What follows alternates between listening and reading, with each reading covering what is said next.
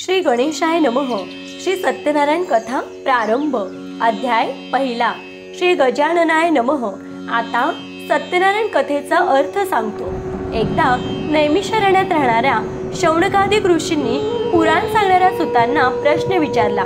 हे मुनिश्रेष्ठा, मनातील सर्व फले कोणत्या व्रताने अथवा तपश्चर्येने मिळतात ते ऐकण्याची इच्छा आहे, कृपा करून सांगा। सूत सांगतात, मुनी हो, नारदाने हाच प्रश्न भगवान महाविष्णूंना विचारला। त्यावेळी विष्णूने नारदांना जे सांगितले तेच मी तुम्हाला सांगतो, शांत चित्ताने ऐका। एकदा महायोगी नारद मुनी जनतेवर दया करावी अशा बुद्धीने अनेक लोकात फिरत असता मनुष्य लोकात आले आणि मनुष्य लोकात आपल्या पूर्वकर्माप्रमाणे अनेक योनींमध्ये जन्म घेऊन अनंत प्रकारचे दुःखे सर्व लोक भोगीत आहेत असे पाहून कोणत्या साधनाने त्यांची दुःखे नक्की नाहीशी होतील हा विचार करून नारद मुनी वैकुंठात गेले। तेव्हा वैकुंठात 4 हातात शंख, चक्र, गदा व कमळ धारण केलेल्या व पायापर्यंत रुळणारी वनमाला गळ्यात घातलेल्या स्वच्छ वर्णाच्या नारायण भगवंतांना पाहून त्यांची स्तुती करण्याला त्यांनी प्रारंभ केला। नारद म्हणाले, ज्यांचे स्वरूप, वाणी व मन यांना न कळणारे आहे व जो अनंत शक्तिमान आहे, जो उत्पत्ती, मध्य व नाश यांनी रहित आहे, मूळचा निर्गुण आहे व जगाच्या आरंभकाळी जो 3 गुणांचा स्वीकार करतो व जो सर्वांचे मूळ कारण असून भक्तांची दुःखे नाहीशी करतो, त्या नारायणाला माझा नमस्कार असो। नारद मुनीने केलेली स्तुती ऐकून भगवान विष्णू नारदांजवळ बोलले। भगवान म्हणाले, हे मुनिवरा, आपण कोणत्या कामासाठी आलाय? तुमच्या मनात काय आहे ते सर्व मला सांगा, मी त्याचे समर्पक उत्तर देईन। नारद म्हणाले, हे भगवंता, मृत्यूलोकातील सर्व लोक आपणच केलेल्या पापकर्माप्रमाणे अनेक योनींमध्ये जन्म घेऊन विविध प्रकारचे दुःखे भोगीत आहेत। नारद म्हणाले, भगवंता, आपली कृपा जर माझ्यावर असेल तर सर्व लोकांची दुःखे लहान अशा कोणत्या उपायाने नाहीशी होतील ते सर्व सांगा, माझी ऐकण्याची इच्छा आहे। भगवान म्हणतात, हे नारदा, लोकांवर कृपा करण्याच्या हेतूने जो तू प्रश्न विचारलास तो फार सुंदर आहे। म्हणून जे व्रत केल्याने जीवांची सर्व दुःखे नाहीशी होतात ते व्रत मी सांगतो, तू श्रवण कर। हे वत्सा नारदा, तुझ्यावर माझे प्रेम असल्यामुळे स्वर्ग लोकात किंवा मनुष्य लोकात आजपर्यंत कोणालाही माहीत नसलेले व महापुण्यकारक असे व्रत आज तुला सांगतो। या व्रताला सत्यनारायण व्रत असे म्हणतात। हे विधीपूर्वक केले असता व्रत करणारा मनुष्य या लोकी सर्व काळ सुख भोगून शेवटी आनंद रूप मोक्ष पदास जातो। भगवान विष्णूंचे भाषण ऐकून नारद मुनी विष्णूंना म्हणाले, हे नारायणा, या व्रताचे फल काय, याचा विधी काय, हे व्रत पूर्वी कोणी केले होते ते सर्व सविस्तर मला सांगा। त्याचप्रमाणे हे व्रत कोणत्या काळी करावे तेही सांगा। हे नारदांचे भाषण ऐकून भगवान म्हणाले, नारदा, हे व्रत दुःख, शोक यांचा नाश करणारे असून धनधान्य यांची समृद्धी करणारे आहे, तसेच सौभाग्य व संतती देणारे, सर्व कार्यात विजयी करणारे हे व्रत आहे। हे व्रत भक्ती व श्रद्धा यांनी युक्त होऊन ब्राह्मण व बांधव यांसह धर्मावर निष्ठा ठेवून प्रदोषकाळी म्हणजे सूर्यास्तानंतर 2 तासात सत्यनारायणाचे पूजन करावे। केळी, दूध, शुद्ध तूप, साखर, गव्हाचा रवा यांचा केलेला प्रसाद भक्तियुक्त अंतकणाने सत्यनारायणाला अर्पण करावा।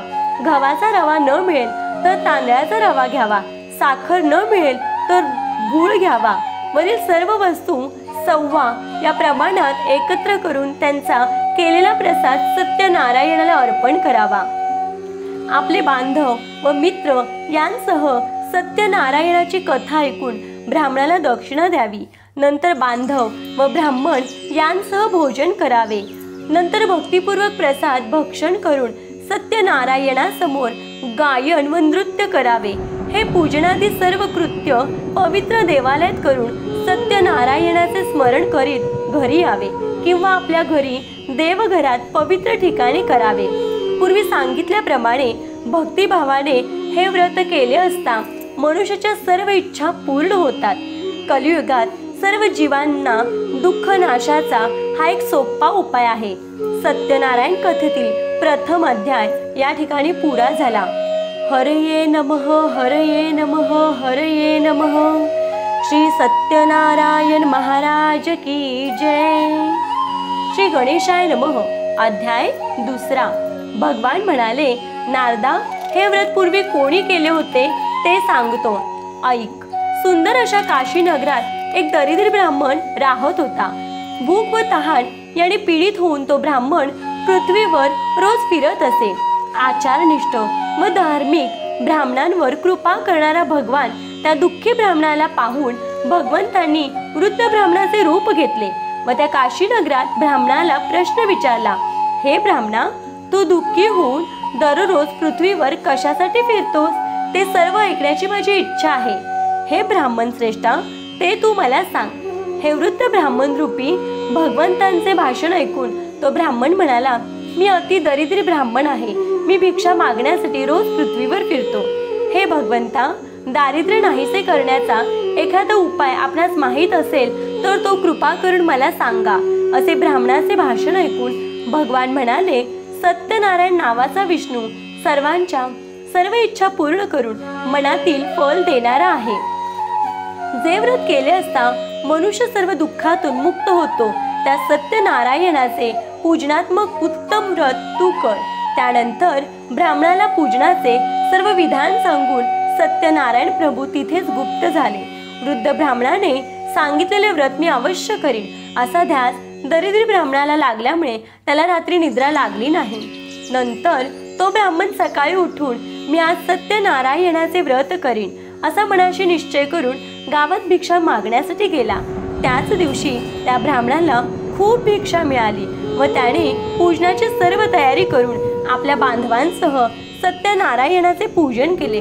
नंतर तो दरिद्री ब्राह्मण या सत्यनारायण व्रतामुळे सर्व दुःखातून मुक्त झाला व धनधान्याने समृद्ध होऊन आनंदी झाला. त्या वेळेपासून तो ब्राह्मण प्रत्येक महिन्याला सत्यनारायण व्रत करू लागला व या व्रतामुळे सर्व पापातून मुक्त होऊन अंती दुर्लभ अशा मोक्षाला गेला.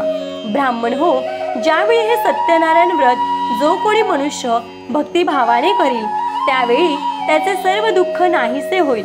मुनी हो, याप्रमाणे नारायण भगवंतांनी नारदांना सत्यनारायणाचे व्रत सांगितले, तेच मी तुम्हाला सांगतो.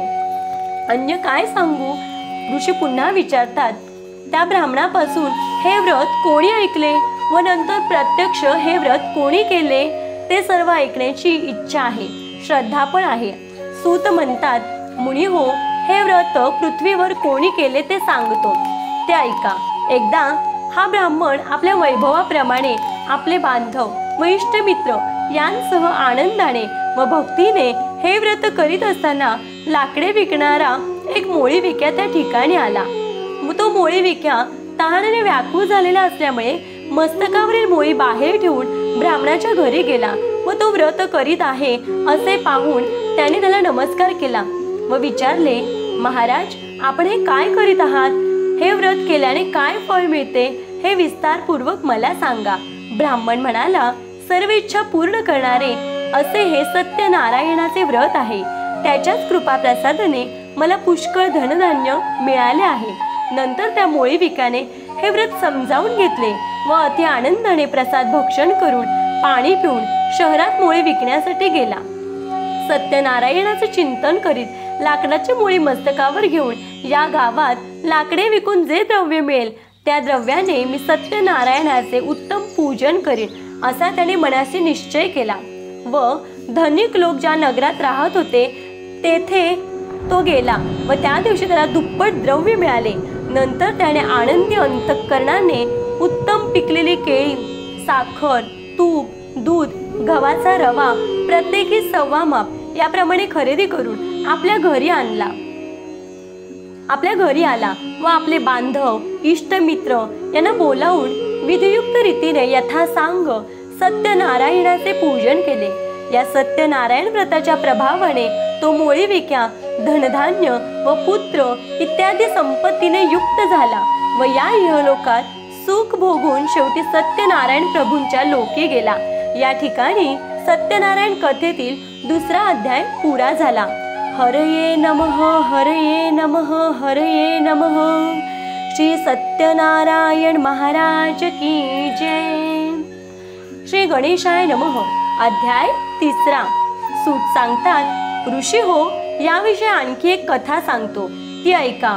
पूर्वी या पृथ्वीवर उल्कामुक नावाचा एक सार्वभौम राजा होता। तो राजा जितेंद्रिय व सत्य बोलणारा, भक्तिमान व बुद्धिमान होता। तो देवळात जाऊन प्रत्येक दिवशी ब्राह्मणांना द्रव्य देऊन संतुष्ट करीत असे। त्याची भार्या पतिव्रता, सुंदर वदना आणि अत्यंत रूपवान होती। एके दिवशी तो राजा स्त्रीसह नदीच्या तीरावर सत्यनारायणाचे पूजन करीत होता। त्यावेळी साधुवाणी व्यापारासाठी पुष्कळ द्रव्य घेऊन राजा पूजन करीत होता त्या ठिकाणी आला व नौका नदीच्या तीरावर उभी करून राजाच्या जवळ आला व व्रत करणाऱ्या राजाला पाहून अत्यंत विनयाने विचारू लागला। साधुवाणी म्हणाला, हे राजा, भक्तियुक्त अंतःकरणाने हे तू काय करीत आहेस ते सविस्तर मला सांग, माझी ऐकण्याची इच्छा आहे। राजा म्हणाला, हे साधो, पुत्र धन वगैरे प्राप्त व्हावे या हेतूने अतुल तेजस्वी सर्व मनोरथ पूर्ण करणाऱ्या सत्यनारायण पूजनात्मक विष्णूंचे मी बांधवांसह व्रत करीत आहे। राजाचे हे वाक्य ऐकून अत्यंत आदराने साधुवाणी म्हणाला, महाराज, आपण हे व्रत विस्तार करून मला सांगा। जसे सांगाल तसे मी करीन। मला ही संतती नाही, ती या व्रतामुळे नक्की होईल। असे बोलून व्यापारासाठी अन्य गावी न जाता आनंदाने साधुवाणी घरी परत आला व त्याने संतती देणारे हे व्रत आपल्या भार्येला सांगितले। ज्यावेळी मला संतती होईल त्यावेळी मी सत्यनारायणाचे व्रत करीन असा नवस पण त्याने केला। अशा प्रकारचे व्रत शीलवान साधुवाण्याने आपल्या लीलावती नावाच्या भार्येला सांगितले। नंतर धार्मिक व पतिव्रता अशी त्याची लीलावती नावाची भार्या आनंदी अंतःकरणाने पतीची सेवा करीत असता सत्यनारायणाच्या कृपा प्रसादाने गर्भवती झाली। नंतर तिला 10वा महिना सुरू होताच एक कन्यारत्न झाले। ती कन्या शुक्ल पक्षातील चंद्राप्रमाणे प्रत्येक दिवशी वाढू लागली व म्हणूनच तिचे नाव कलावती असे ठेवले। नंतर काही दिवसांनी त्या लीलावतीने साधुवाण्याला मधुरवाणीने प्रश्न विचारला, महाराज, पूर्वी नवस केलेले सत्यनारायणाचे व्रत आपण का करीत नाही असा तिचा प्रश्न ऐकून साधुवाणी म्हणाला, हे प्रिये, कलावतीच्या लग्नाच्या वेळी हे सत्यनारायणाचे व्रत मी करेन। अशा प्रकारे भार्येचे समाधान करून व्यापारासाठी साधुवाणी दुसऱ्या गावाला निघून गेला। त्याची कन्या कलावती गुणांनी व वयाने मोठी होऊ लागली। साधुवाण्याने आपली मुलगी लग्नाला योग्य झाली आहे असे पाहून मित्रमंडळींबरोबर विचार केला व लगेच उत्तम वर शोधण्यासाठी एका दूताला आज्ञा केली। तो दूत आज्ञेप्रमाणे वर शोधण्यासाठी कांचन नावाच्या नगराला आला। नंतर तो दूत एका वाण्याच्या मुलाला घेऊन परत आला। त्यावेळी सर्वगुण संपन्न व सुंदर अशा वाण्याच्या मुलाला पाहून त्या साधुवाण्याने आपल्या ज्ञाती बांधवांसह आनंदी अंतःकरणाने त्या वैश्यपुत्राला विधियुक्त कन्यादान केले। त्या विवाहाच्या वेळी दुर्दैवाने पूर्वी नवस केलेले सत्यनारायणाचे व्रत करण्यास तो विसरला। त्यामुळे त्याच्यावर भगवान रागावले।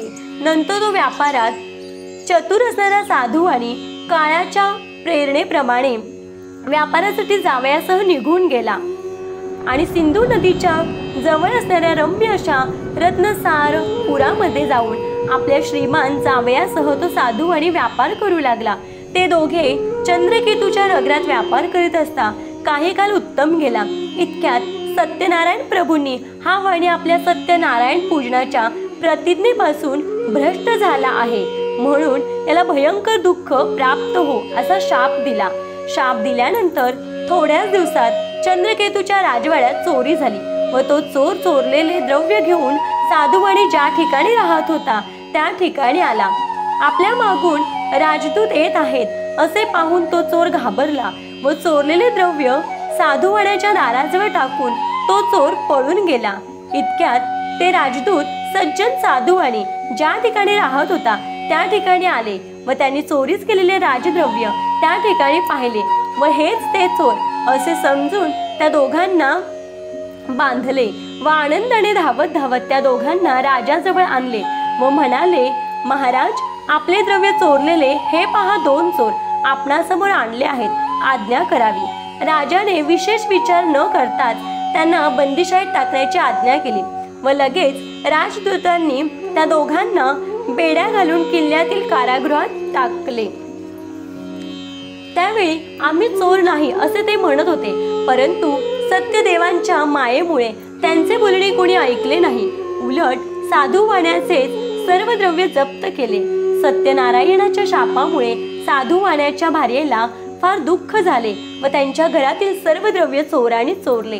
तेव्हापासून मानसिक दुःख व रोग यांनी व्याप्त होऊन क्षुधा व तृषा यांनी दुःखी झालेले साधू वाण्याची भार्या प्रत्येक घरी भिक्षा मागण्यासाठी फिरू लागली। साधू वाण्याची मुलगी कलावती पण घरोघर भिक्षा मागू लागली।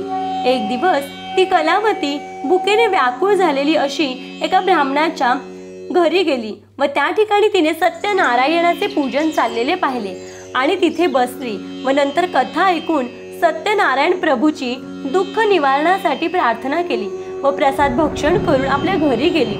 त्यावेळी फार रात्र झाली होती, त्यामुळे आईने कलावतीस प्रेमाने विचारले की, हे मुली, तू इतकी रात्र होईपर्यंत कोठे होतीस? तुझ्या मनात काय विचार चालू आहे? ते ऐकून कलावती म्हणाली, हे आई, मी एका ब्राह्मणाच्या घरी सर्व इच्छा पूर्ण करणारे व्रत पाहिले।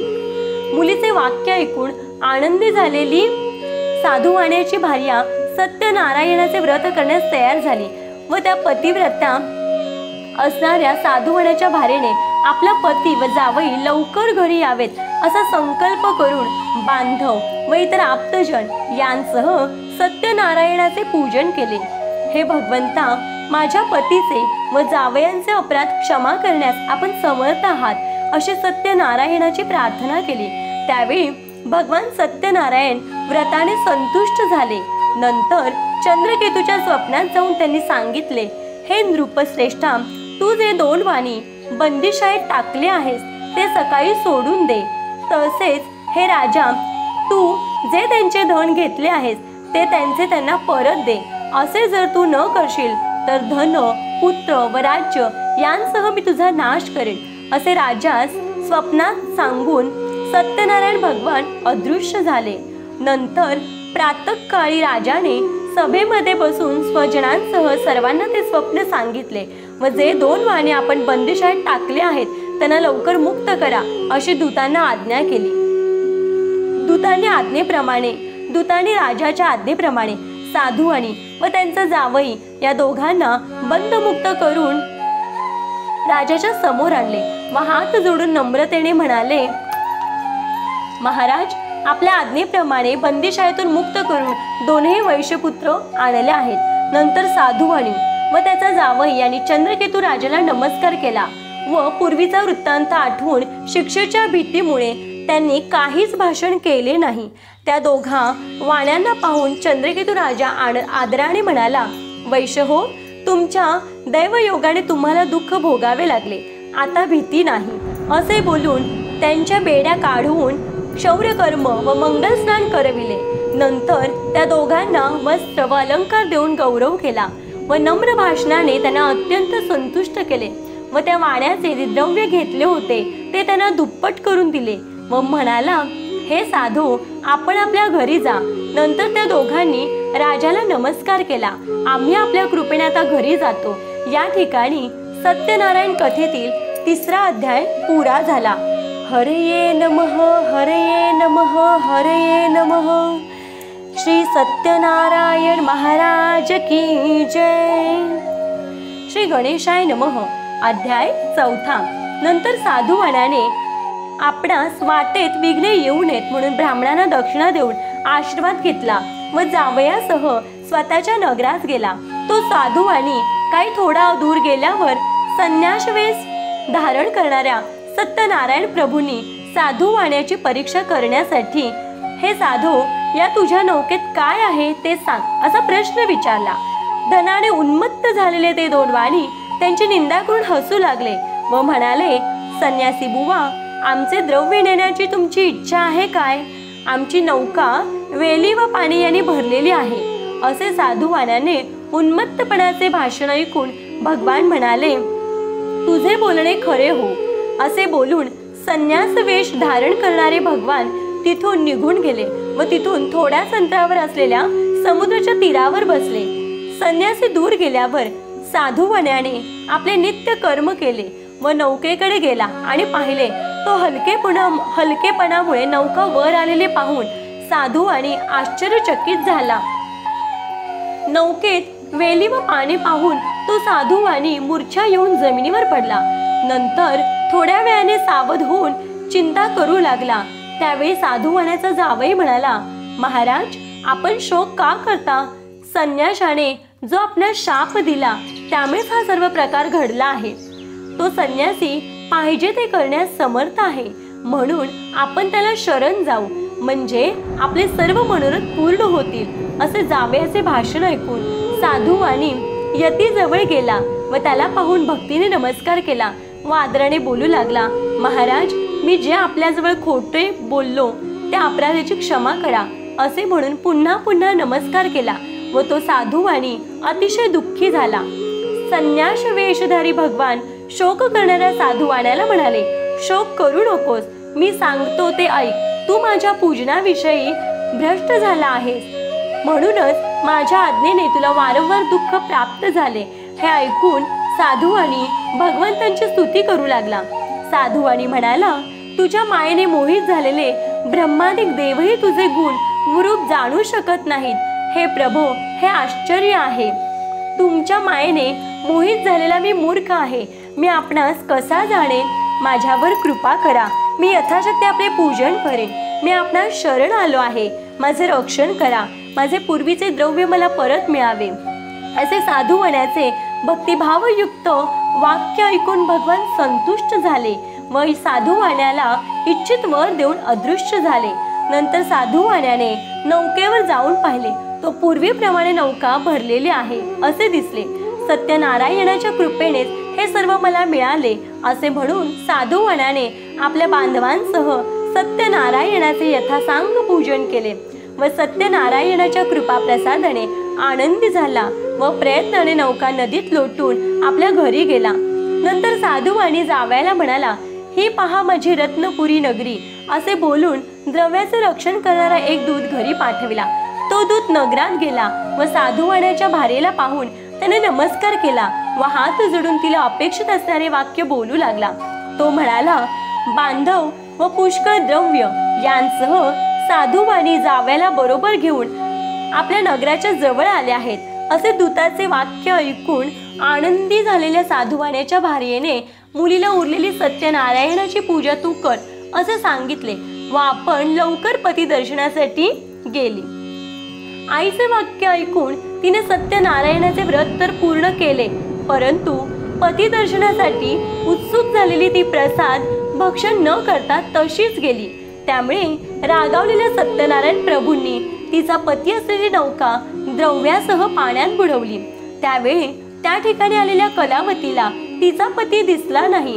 त्यामुळे अत्यंत शोकाने विवळ होऊन ती रडत भूमीवर पडली. बुडालेली नौका व त्यामुळे दुःखी झालेली आपली कन्या पाहून भयभीत अंतःकरणाने साधुवाणी नावाड्यांसह हा काय चमत्कार आहे असे म्हणून विचार करू लागला.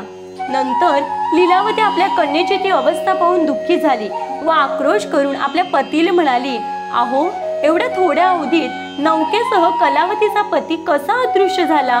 कोणत्या देवाच्या अवकृपेने हे झाले? मला हे समजत नाही. सत्यनारायणाचे महात्म्य जाणण्यास कोण समर्थ आहे? त्याच्याच क्रोधामुळे असे झाले नसेल ना?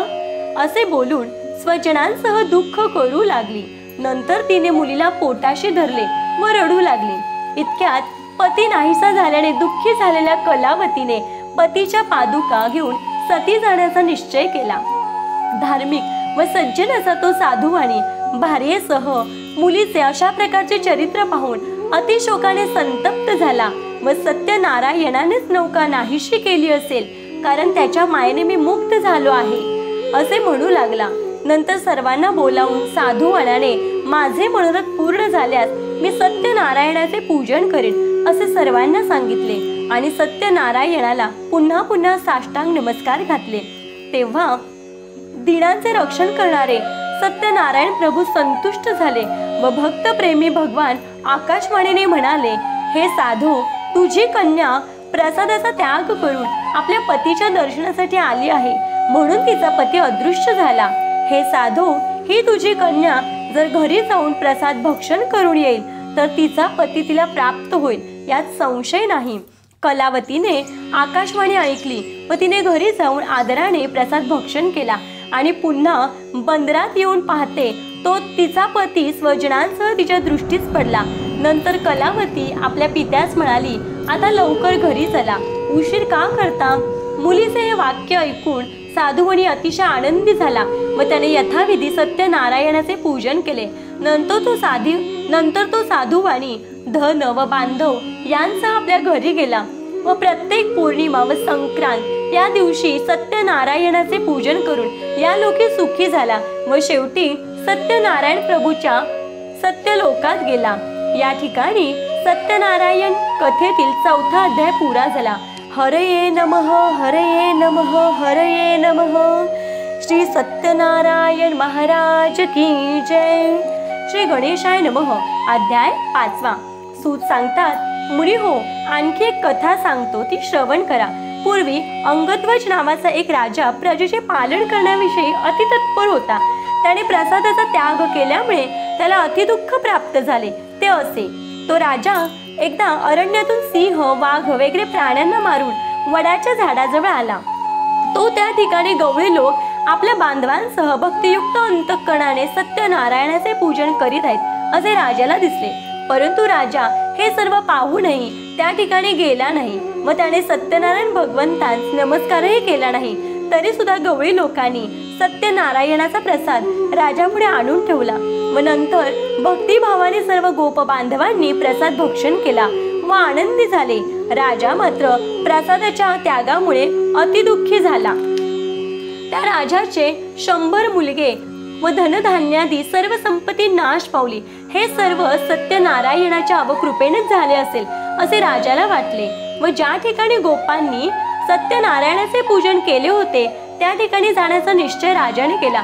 नंतर राजा गवळी लोकांच्या जवळ गेला व त्यांच्याजवळ भक्ती श्रद्धेने युक्त होऊन यथाविधी सत्यनारायणाचे पूजन केले। त्यामुळे हा अंगध्वज राजा धन, पुत्र वगैरे ऐश्वर्याने संपन्न झाला व इहलोकात सुखी होऊन शेवटी वैकुंठ लोकात गेला। हा सर्व लाभ सत्यनारायणांच्या पूजनामुळे झाला, म्हणून सर्वांनी सत्यनारायणाचे पूजन करावे।